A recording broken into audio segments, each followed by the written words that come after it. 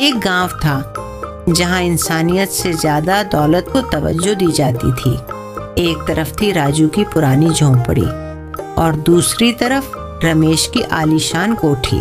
राजू की बेटी आशा और रमेश का बेटा सोनू दोनों एक ही स्कूल में पढ़ते थे, पर उनकी थालियों की तरह उनका जीवन भी अलग था।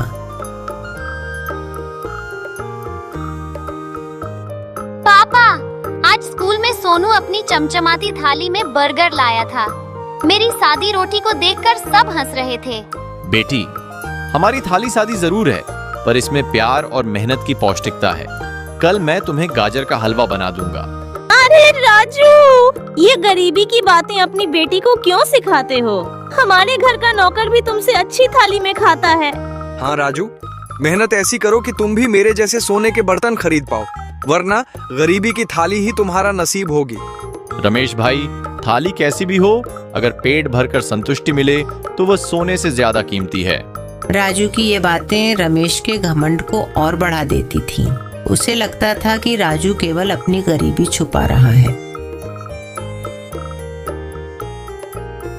रमेश का व्यापार तो बढ़ा था, पर उसमें तनाव और दबाव भी उतना ही ज्यादा था। वह हर शाम थका हारा घर लौटता और अपनी हर चिंता को खाने में डुबोने की कोशिश करता। मीना, आज बिजनेस में बहुत बड़ा घाटा हुआ है। जल्दी से सारा तला हुआ पनीर और मलाईदार मिठाई लाओ, मुझे खुशी चाहिए।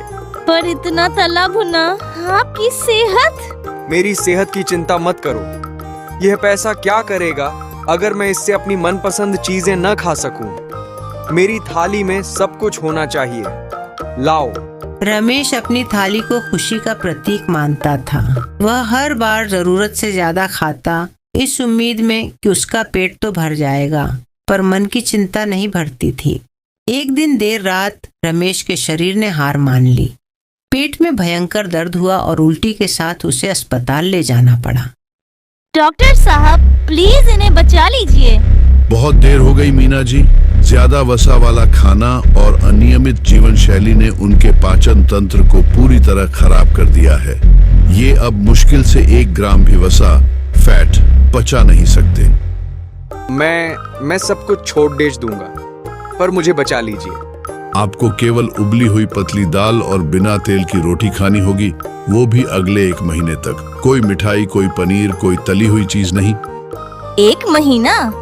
हमारे घर में तो ऐसी कोई थाली ही नहीं है डॉक्टर साहब। आपकी सोने की थाली में जो खाना भरा जाता था वो आपका दुश्मन था। अब आपको सादी थाली की जरूरत है। स्वास्थ्य ही असली सोना है। रमेश को अपने घमंड पर बहुत शर्म आई। उसकी महंगी थाली अब किसी काम की नहीं थी और खाने के लिए सबसे जरूरी थी राजू की गरीबी वाली थाली।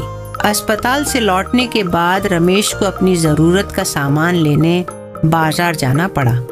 वह कमजोर था और उसे केवल सादी दाल के लिए सामग्री चाहिए थी।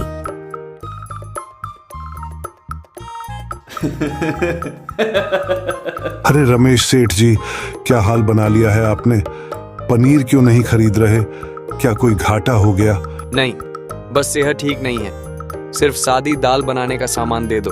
हाँ, अब आपकी थाली में केवल गरीबों का खाना ही बचेगा। कहाँ गया आपका सारा घमंड? ठीक उसी समय राजू बाजार में आया। उसने देखा कि रमेश को अपमानित किया जा रहा है। क्या हुआ भाई? तुम सब मेरे पड़ोसी पर क्यों हंस रहे हो? अरे ये तो सादी दाल खरीदने आए हैं। हर इंसान की सेहत एक जैसी नहीं रहती। आज इन्हें सादी दाल की जरूरत है तो इन्हें सादी दाल ही मिलेगी। किसी की मजबूरी का मजाक मत उठाओ। राजू ने रमेश का हाथ पकड़ा और उसे घर ले आया। रमेश की आंखों में पश्चाताप था और राजू की आंखों में मानवता। राजू ने घर जाकर शीला से कहा कि वह रमेश के लिए एकदम सादी दाल रोटी बनाए। यह भोजन प्यार, देखभाल और बिना किसी स्वार्थ के बनाया गया था। रमेश भाई, यह मेरी तरफ से आपकी सेहत के लिए सबसे अच्छी थाली।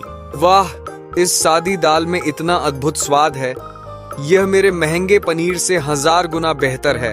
राजू, मैंने तुम्हें हमेशा छोटा समझा, तुम्हारी सादी थाली का मजाक उड़ाया। आज मेरी लाखों की दौलत बेकार है। और तुम्हारी गरीबी की थाली मेरी जान बचा रही है। क्योंकि यह सुकून से पकाया गया है और संतुष्टि से खाया जा रहा है। यही है मेरी अच्छी थाली का रहस्य, रमेश भाई। मीना और सोनू भी वहां थे।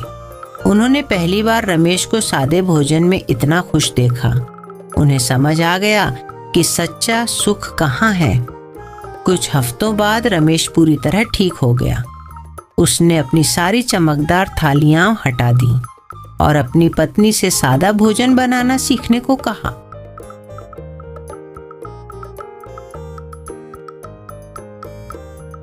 राजू, आज मैं तुम्हें धन्यवाद देने आया हूँ।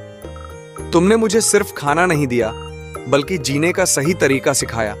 स्वास्थ्य और संतोष ही सबसे बड़ी दौलत है। शीला, अब हम भी सादा जीवन जिएंगे। आशा, मैं अब अपनी कैंटीन की महंगी थाली नहीं लाऊंगा। तुम्हारी रोटी ही सबसे अच्छी है। धन्यवाद सोनू। और इस तरह रमेश ने हमेशा के लिए अपनी सोने की थाली को त्याग दिया।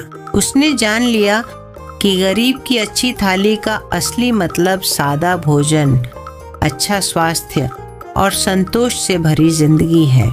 थाली की कीमत उसकी चमक से नहीं, बल्कि उसमें रखे भोजन की पौष्टिकता और उसे खाने वाले के संतोष से तय होती है।